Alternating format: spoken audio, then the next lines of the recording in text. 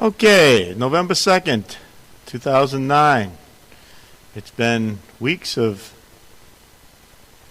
difficult planning for Sharon and for Jesse.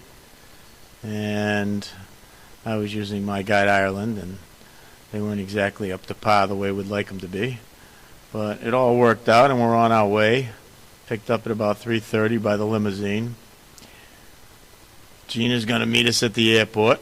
And she was right on time when we got there, no problems getting there, and then we got there about 2 hours early so we could get checked in and sit around and do nothing, and take it to the airport. Make sure you wear your high water ticket. Because it's very deep. It's very deep when you hit the roads with a flood. Isn't it? Yeah. And we took off, went up on Aer Lingus. The only thing you get free on there is soda and a little thing of pretzels. And the movies. I watched 3 movies out and 3 movies back, which was pretty good. And 6 hours later, it was about 4.5, almost 5 hours later, we had a tailwind, which you could feel the tailwind because the whole plane felt like it was going to fall apart. But we got there and landed in Shannon, Ireland. The airport is reminiscent of Jacksonville. It's a big open box, but then again, they're rebuilding everything in it. So we landed there. We got all of our luggage. Everybody ran over to use the bathroom, and then we were on our way out to find our cars, to at least rent our cars. We rented 2 cars. Ours was an Audi. Jess had the better one. I told her when she was in gear, according to Sharon. But after a few false starts and a few grinding of gears, we got a GPS, which as soon as we were out of the parking lot wasn't working anymore. The cord was gone or something, so it wouldn't hold the charge. We were on our way, going into roundabouts the wrong way and on the wrong side of the road most of the time. When we weren't, it was kind of scary. And drove down the highway in the rain. It was raining when we hit Ireland. And we were on our way to Doolin, which is where the Doonagore Doonagore farmhouse is, sitting up on the cliffs just below the cliffs of Moher. We drove through the backwoods of Ireland. Because when I asked the Hertz guy, are there any Hertz offices out in Doolin? He goes, there's nothing out there. And he wasn't far from wrong. Towns, pubs, but nothing beyond that. And up in where the farmhouse was, there was nothing except the cliffs and a small little town. The Doolin was there. It's something out of a storybook. We drove up, found the farmhouse. We found it. We had a picture of it, and I saw it as we went by. I just drove by it.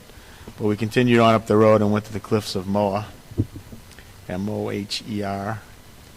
And it was raining, and we went into the wrong driveway first. That was where the buses went, which would have been nicer because you could have driven right up to the door. But instead, we went back and found the one for €8 that you park across the road. And at that point, Barbara decided she didn't really want to get out because it was pouring rain, and it was probably about 45 degrees, and it was hailing. But we're here. We're in Ireland. We wanted to get on our trip. So we walked up to the restaurant, which has nice big glass windows facing the cliffs, which is nice on days like the day we were there because it was raining and pouring. It looked like somebody firing a fire hose at the windows. But eventually it slowed down a little bit, and I headed up toward the top of the cliffs, and Jess headed up a little bit after me. I was hiding behind the wall not to get hit by the 50 mile an hour winds and the hail, trying to make my way up to a big stone fortress type castle tower way out on the cliffs. Jess was walking backwards with her hood up to get hit by the rain from behind. And my mother was trucking along behind her, just saying she wasn't going to stay back in the restaurant. She was going to actually go see Ireland. So I made it to the tower first. Jess made it second.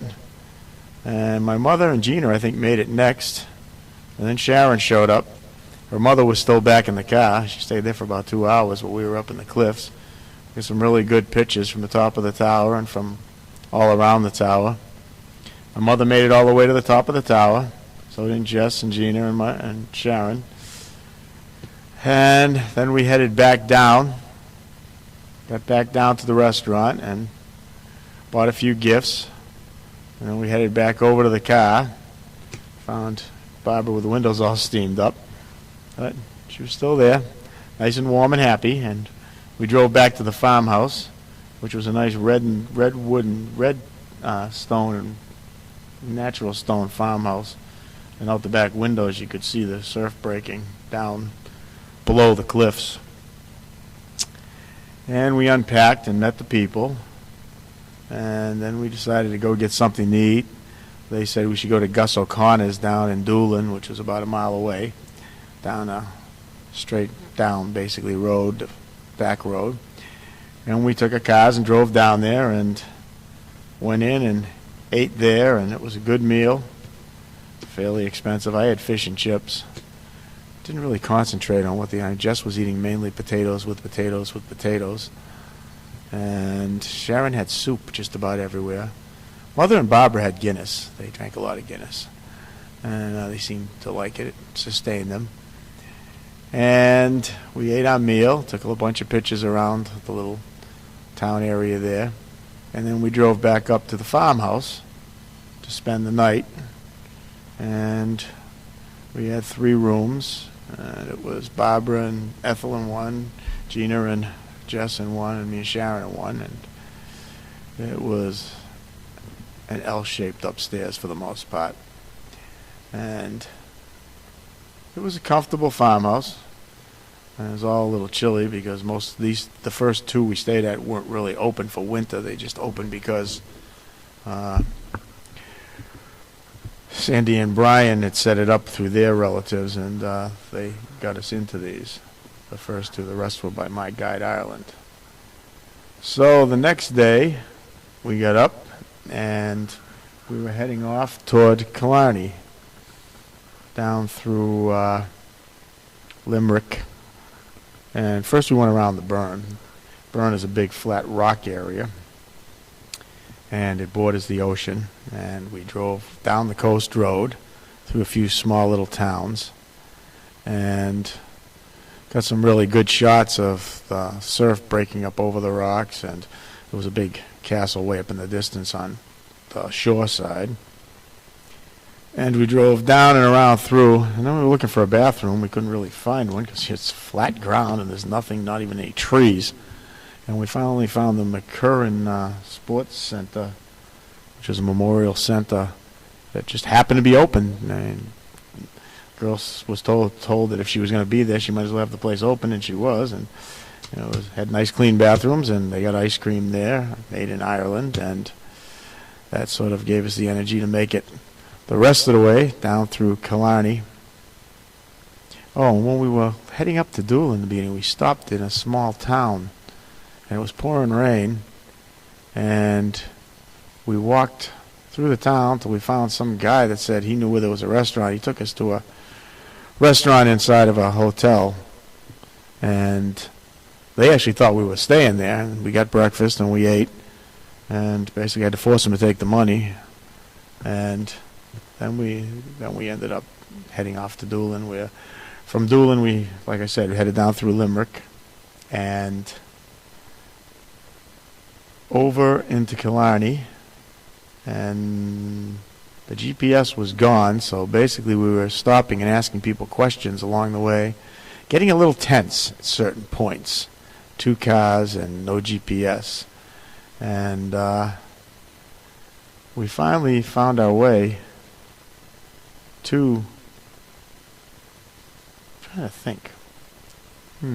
Yeah, I think the GPS worked a little bit longer if we found it. But we found it, and it was facing the Gap of Dunlow, which was beautiful. Little view outside their front window. Of course, they probably don't notice it after the time they've been living there, but we got to meet John and Mary, and They were Sandy and Brian's relatives, and we stayed there for 2 days, and it was a very nice visit with them. They almost like a family to us, the way they treated us.